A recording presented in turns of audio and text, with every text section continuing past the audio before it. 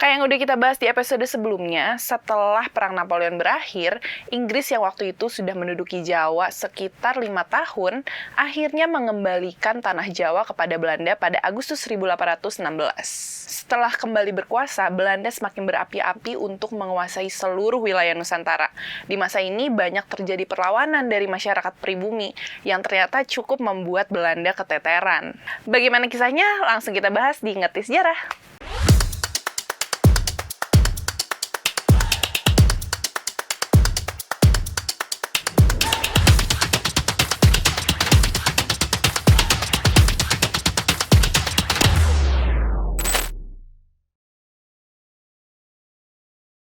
Perang Jawa adalah salah satu pertempuran yang paling besar melawan Belanda yang berlangsung selama 5 tahun sejak tahun 1825 sampai 1830. Perang ini merupakan perang yang cukup meletikan bagi Belanda karena menguras begitu banyak sumber daya, baik dari segi pasukan maupun dari segi pendanaan, sampai-sampai Belanda mengalami krisis ekonomi. Tokoh sentral dari perlawanan masyarakat Jawa melawan Belanda ini adalah Pangeran Diponegoro. Menurut sejarawan Peter Carey dalam bukunya Asal-usul Perang Jawa, ada beberapa hal yang mendasari perlawanan Pangeran Diponegoro terhadap Belanda, antara lain, sejak 1800, Belanda terus berusaha menanamkan pengaruhnya di tanah Jawa. Selain itu, Belanda juga turut ikut campur dalam urusan politik di dalam Keraton Yogyakarta, dan hal ini membuat konflik di dalam istana semakin memanas. Dan hal itu juga yang membuat Pangeran Diponegoro akhirnya memutuskan untuk keluar dari istana, kemudian tinggal bersama neneknya di Tegalrejo. Belanda juga memberlakukan pajak secara berlebihan sehingga semakin menyulitkan kehidupan masyarakat pribumi. Beberapa tokoh pahlawan yang berandil besar membantu Pangeran Diponegoro antara lain adalah Kiai Mojo dan juga Alibasa Sentot Prawirodirjo. Pasukan Diponegoro yang bermarkas di kawasan pegunungan sekitar 26 km arah barat daya dari Keraton Yogyakarta terus bergerak keluar masuk hutan, lalu naik turun gunung, dan bahkan menjelajahi wilayah mulai dari Yogyakarta, Jawa Tengah, sampai ke Jawa Timur. Strategi ini cukup merepotkan bagi Belanda karena mereka terpaksa harus mengeluarkan biaya yang besar untuk perang ini. Belanda juga terpaksa harus menarik pasukannya di Sumatera Barat yang sedang menghadapi Perang Padri untuk membantu Perang Jawa. Bertambahnya pasukan Belanda membuat pasukan Diponegoro semakin terdesak. Satu demi satu, pimpinan pasukan Diponegoro tertangkap, termasuk Kiai Mojo dan juga Alibasa Sentot Prawirodirjo. Belanda menawarkan gencatan senjata. Pangeran Diponegoro yang awalnya kekeh akhirnya bersedia demi keselamatan keluarga dan pengikutnya. Tanggal 28 Maret 1830, terjadi perundingan antara Pangeran Diponegoro dan juga Jenderal de Kock di Magelang, Jawa Tengah. Rupanya ini merupakan siasat licik Belanda.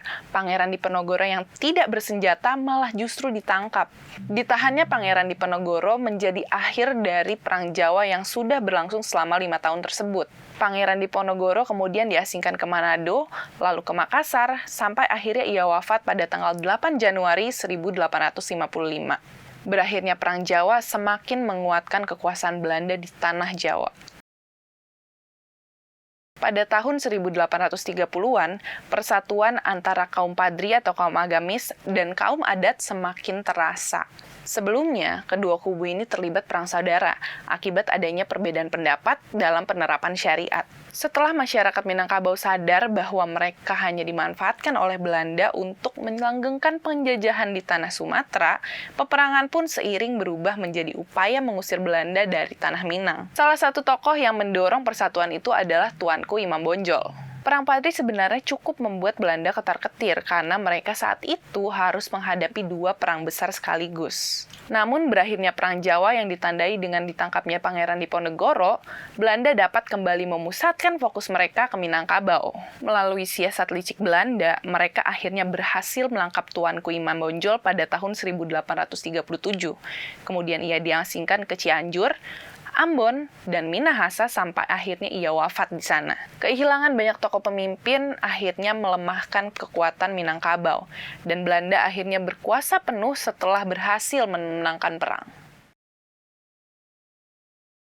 Sejak pertengahan abad ke-19, rakyat Bali juga ternyata tercatat melakukan perlawanan terhadap Belanda dan sempat beberapa kali terjadi perang melawan Belanda.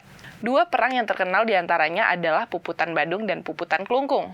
Memasuki akhir abad ke-19, Kerajaan-kerajaan di Bali Utara seperti Jembrana, Buleleng, dan Karangasem memang sudah ditaklukkan Belanda, namun berbeda dengan kerajaan-kerajaan di Bali Selatan. Seperti Klungkung, Tabanan, dan Badung, mereka masih merdeka.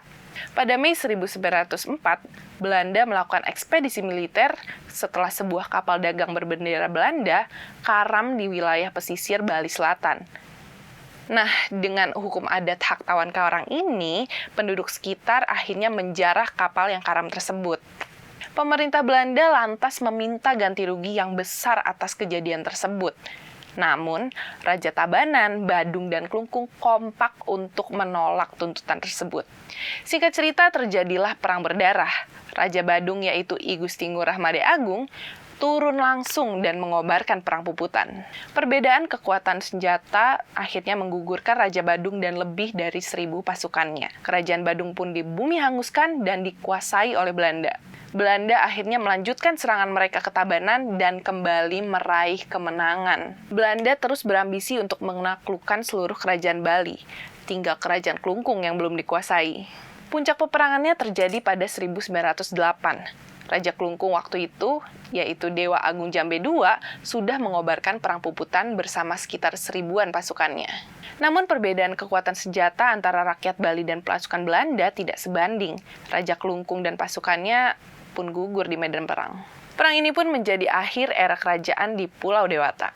Nah, sebenarnya sih masih banyak banget perlawanan masyarakat Nusantara, seperti di Perang Aceh, Perang Banjar, dan juga Perang Batak.